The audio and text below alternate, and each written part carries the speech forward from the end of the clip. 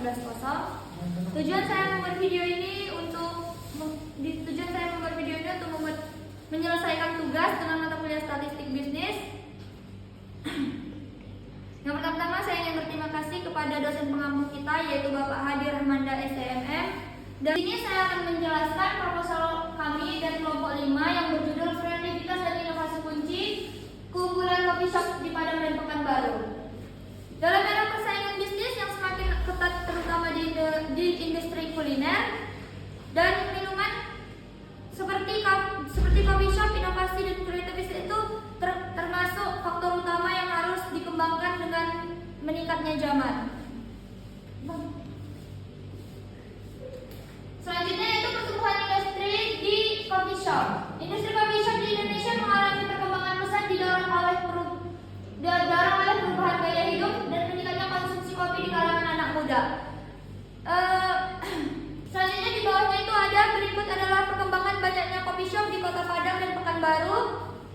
Di bawahnya itu ada perkembangan banyaknya coffee shop dari zaman ke zaman atau tahun ke tahun dari Kota Padang dan Pekanbaru. Ya, selanjutnya ada rumusan masalah dari proposal kami, yaitu yang pertama ada pengaruh kreativitas. Apakah kreativitas berpengaruh positif terhadap keunggulan bersaing coffee shop? Yang kedua ada pengaruh inovasi produk. Apakah inovasi produk berpengaruh positif terhadap keunggulan bersaing? Yang ketiga ada pengaruh simultan. Bagaimana pengaruh kreativitas dan inovasi secara bersama-sama terhadap keunggulan bersaing? Lanjut, Bang. Oke, selanjutnya ada kreativitas atau fondasi inovasi. Kreativitas adalah kemampuan menggabungkan pengetahuan dengan cara berpikir baru untuk menghasilkan ide bermanfaat. Yang pertama ada ide generation, menghasilkan gagasan orisinal dan segar untuk produk baru. Yang kedua ada risk taking, yaitu keberanian mencoba hal baru tanpa takut kegagalan. Selanjutnya ada problem solving, yaitu menemukan solusi kreatif untuk tantangan bisnis. Selanjutnya ada adaptasi bisnis, yaitu mengubah ide kreatif menjadi nilai komersial nyata. Selanjutnya ada faktor pendorong kreativitas. Yang pertama ada lingkungan kerja yang mendukung, pengalaman dan pengetahuan, budaya inovasi dan organisasi, dan keseimbangan kebebasan. Jadi selanjutnya ada faktor pendorong kreativitas. Yang pertama itu ada lingkungan kerja yang mendukung, pengalaman dan pengetahuan, budaya inovasi dan organisasi, keseimbangan dan kebebasan.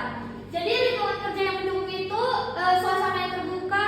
Seperti kita kalau kita mau ke coffee shop, pastinya kita mau mencari coffee shop itu yang nyaman, damai, yang tidak banyak gangguan gitu ya. Terus lanjut ke pengalaman dan pengetahuan. Selanjutnya ada pengalaman dan pengetahuan. Tadi di awal ada namanya risk taking, yaitu di mana mereka keberanian untuk mengambil resiko dan pastinya mereka udah punya pengalaman dan pengetahuan. Selanjutnya yaitu budaya inovasi organisasi, budaya yang menegakkan pembelajaran keberlanjutan, berkolaborasi dan penghargaan ide baru, mendorong kualitas dan inovasi. Selanjutnya keseimbangan kebebasan, yaitu organisasi yang harus menciptakan keseimbangan antara kebebasan berekspresi dan dukungan manajerial dan sistem kolaboratif. Selanjutnya Bang. Oke, selanjutnya adalah inovasi produk, wujud kreativitas. Inovasi produk adalah proses menciptakan atau memperbarui produk dengan menambah nilai baru lagi. Jadi di dalam coffee shop kita tuh kita harus tetap ada upgrade ya, supaya bisnis kita tuh tetap zaman, tetap berkembang dari zaman ke zaman gitu ya. Jadi yang pertama ada produk baru dan varian yang diverifikasi untuk mengetahui kebutuhan konsumen yang berkembang. Yang kedua ada meningkatkan kualitas, yaitu meningkatkan fungsi, mutu dan daya tahan produk di pengalaman baik. Yang ketiga ada inovasi kemasan, yaitu desain kemasan menarik dengan fungsional yang membangun persepsi nilai produk. Selanjutnya ada layanan pelanggan tambahan yang meningkatkan kepuasan dan kenyamanan pelanggan. Selanjutnya ada teknologi digital, adopsi teknologi dalam produksi, distribusi, dan interaksi pelanggan. Selanjutnya ada faktor pendorong inovasi produk ya. Yang pertama itu ada sumber daya alam, orientasi, kompetisi SDM. Jadi sumber daya alam itu mencakup modal, bahan baku, dan teknologi. Kemungkinan ada eksperimen produk baru yang desain inovatif. Selanjutnya ada orientasi pasar, yaitu memahami kebutuhan konsumen, memastikan inovasi relevan dan menarik bagi pasar. Selanjutnya kompetensi SDM, karyawan terampil dan membuka pada pembelajaran baru, mengimplementasikan ide inovatif dengan efektif. Selanjutnya dari keunggulan bersaing ini ada mencakup beberapa poin, yaitu diferensiasi produk, yaitu keunikan yang dikenali dan diingat konsumen. Ada kualitas layanan, yaitu dalam mencakup kecepatan, keramahan, dan konsisten pelayanan, yaitu lalu pengalaman pelanggan untuk kenyamanan, kuasa menciptakan ikatan emosional. Lalu ada loyalitas pelanggan, yaitu pembelian ulang dan rekomendasi kepada orang lain.